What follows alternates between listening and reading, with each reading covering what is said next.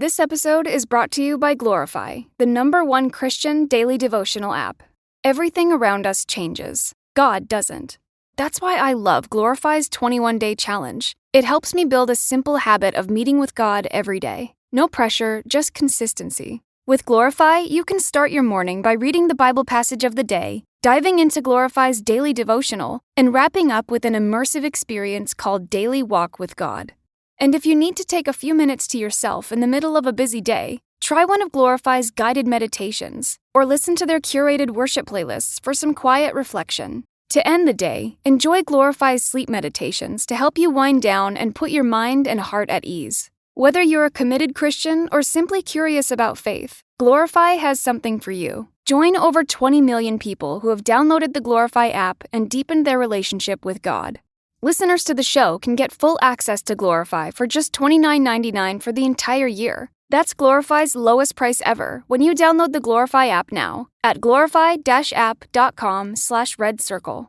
Feel closer to God this year with Glorify. Get full access all year for just $29.99 at glorify-app.com/redcircle. That's glorify-app.com/redcircle. There's two things I want to discuss about prayer. And these two things are, it's not about how you feel, it's about what you need. And the second thing is, prayer is not a fire exit. It's not the red ejection button that can bail you out of anything. Now, before I dive into these points, let me tell you that we all pray. We all pray in one form or another.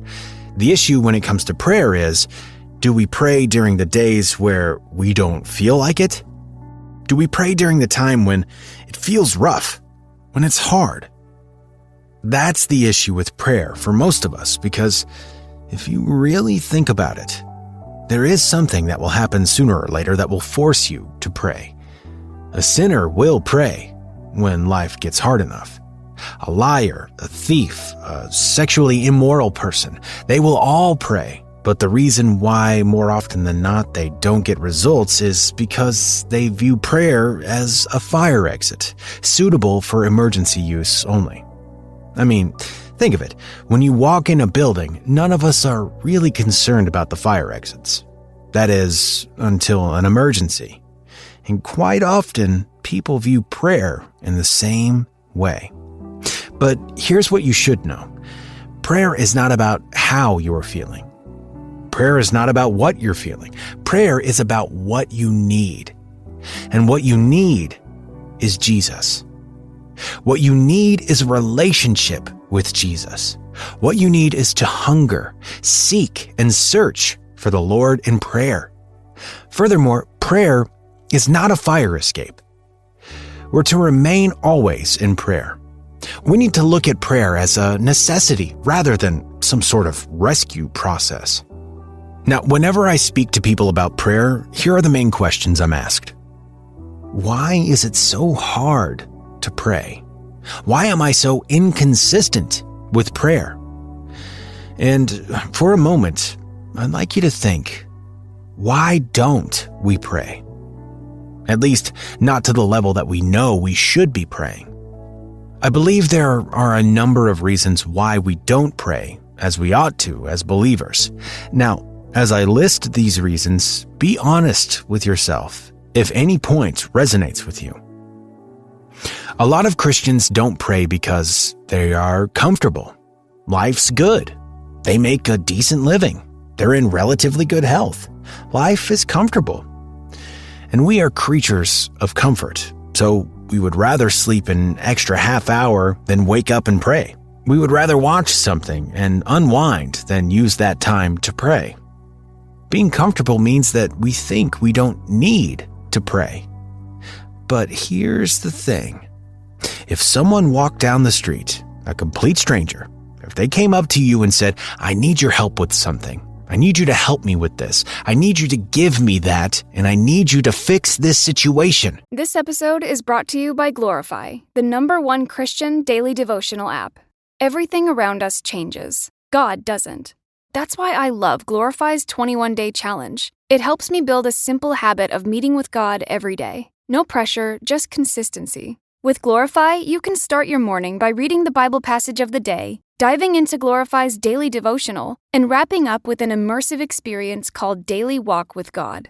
And if you need to take a few minutes to yourself in the middle of a busy day, try one of Glorify's guided meditations, or listen to their curated worship playlists for some quiet reflection. To end the day, enjoy Glorify's sleep meditations to help you wind down and put your mind and heart at ease. Whether you're a committed Christian or simply curious about faith, Glorify has something for you. Join over 20 million people who have downloaded the Glorify app and deepened their relationship with God.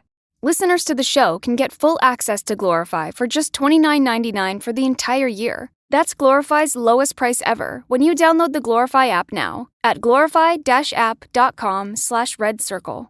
Feel closer to God this year with Glorify. Get full access all year for just $29.99 at glorify-app.com/redcircle. That's glorify-app.com/redcircle. If someone came and said this to you, how many of you would say, "Sure thing, I'll help you"? None of us would. Not to a complete and total stranger, but if it were a friend, a relative, if it were someone we have a relationship with, someone we've spent time with and gotten to know, then it's easier to help such a person, right?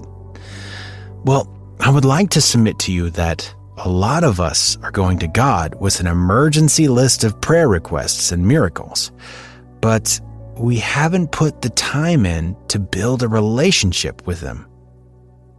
God's never heard you pray with any sincerity when things were comfortable for you. He's never seen you on your knees when you were enjoying the good season in your life. So think about it. Why should He drop everything for someone who shows little to no effort? God is not mocked. You can't put Him in the driving seat only for you to crash and expect Him to clean up the mess you've made. What I'm trying to encourage you to do is to pray in and through every season of life. If you're blessed, pray. If you're feeling down and discouraged, pray. If you're living in abundance and comfort, don't forget to pray. If the business is growing and the cash starts to flow in, remember to pray. Don't think that just because you're comfortable, you don't need to pray. Don't think that just because you're comfortable, you can make it on your own. A comfortable Christian is often a prayerless Christian. But here's the thing. Prayer sustains you. That connection between you and the Lord gives you a divine source of strength and support. Prayer also prepares you. It prepares you for spiritual battles. It prepares you to fight because our flesh, our bodies, don't want to pray. This is the carnal man, and its desire is selfish.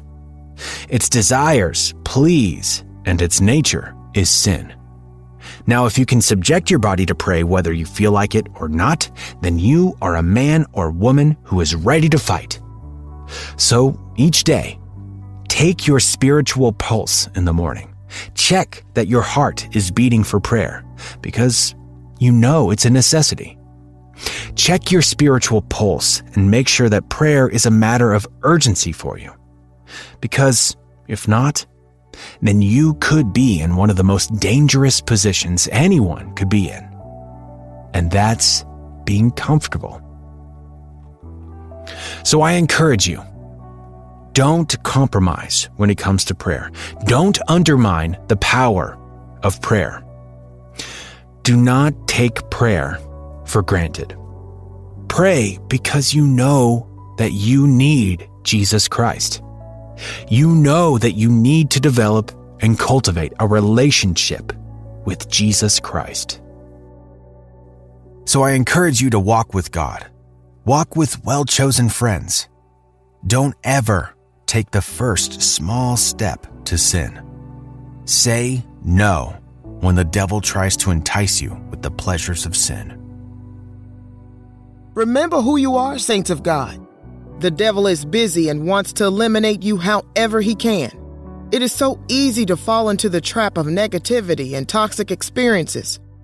It's all around us every day, from the songs we hear on the radio to the evil things that come on television. It infiltrates our home, work, and ears, sometimes before we can even catch it. It latches onto us like a parasite, sucking the very essence of God's glory from us. It can make you feel sick, depressed, or even angry. Pay attention to what is taking up space in your life and causing toxic vibes. Life is truly about choices. Where are your choices leading you? Will you accept that this is a struggle but choose to still believe God for a way out? Will you still choose to worship, to pray? Yesterday is in the past, and yes, we struggle with our decisions, but we have power over the enemy. We have been given power to defeat anything and everything that may tempt us to make the wrong choice and risk our relationship with God. And so understand me, it's okay to struggle with making the right decisions, but remember that although you may struggle, ultimately you have the power to overcome and be triumphant.